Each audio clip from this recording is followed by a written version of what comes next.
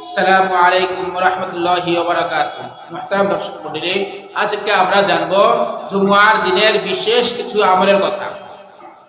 যেমন জুমআর দিন যে ব্যক্তি সর্বপ্রথম মসজিদে প্রবেশ করবে, ওই ব্যক্তির আমলনামায় আল্লাহর রাস্তায় একটি উট কুরবানি করলে যে সওয়াব হয়, ওই ব্যক্তির আমলনামায়ও ঠিক সেই সওয়াব হবে। সুবহানাল্লাহ।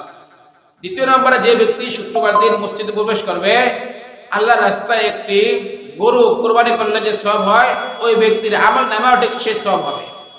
তৃতীয় নম্বরে, শুক্রবার দিন যে ব্যক্তি মসজিদে প্রবেশ করবে, ওই আল্লাহর রাস্তায় একটি ছাগল কুরবানি করলে যে সওয়াব হয়, ওই ব্যক্তির আমলনামায়ও ঠিক সেই সওয়াব হবে। শুক্রবার দিন চতুর্থ নম্বরে, যে ব্যক্তি মসজিদে প্রবেশ করবে, ওই ব্যক্তির আমলনামায় আল্লাহর রাস্তায় একটি মুরগি সৎকার করলে যে সওয়াব হয়, ওই ব্যক্তির আমলনামায়ও ঠিক সেই সওয়াব হবে। পঞ্চম নম্বরে, যে ব্যক্তি শুক্রবার দিন নামাজ পড়ার জন্য মসজিদে প্রবেশ করবে, ওই ব্যক্তির আমলনামায় আল্লাহর রাস্তায় একটি ডিম সৎকার করলে যে সওয়াব হয়, ওই ব্যক্তির আমলনামায়ও ঠিক সেই সওয়াব হবে। এছাড়াও আরো কিছু বিশেষ আমল রয়েছে, যেমন শুক্রবার দিন এমন দুইটা সময় রয়েছে, যে দুটো সময় যদি বান্দা যে দোয়া করে, আল্লাহ পাক রব্বুল আলামিন তার সেই দোয়াকেই কবুল করেন। সুবহানাল্লাহ।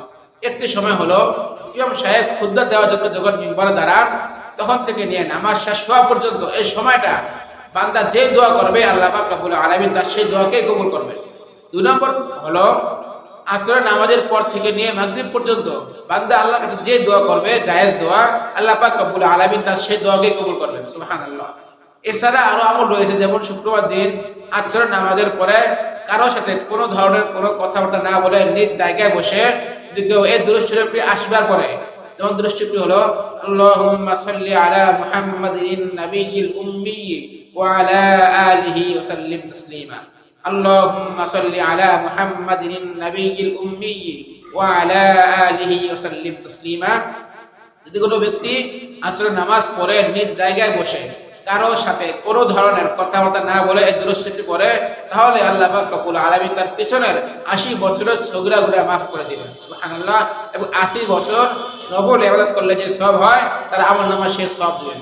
এছাড়া আরো অনেক আমল রয়েছে, অনেক সুন্নাত রয়েছে, যে সুন্নাতগুলোর কথা বলা হলো। আল্লাহ পাক রব্বুল আলামিন আমাদেরকে সেই সুন্নাতগুলোর উপর সঠিকভাবে আমল করার তৌফিক দান করুক।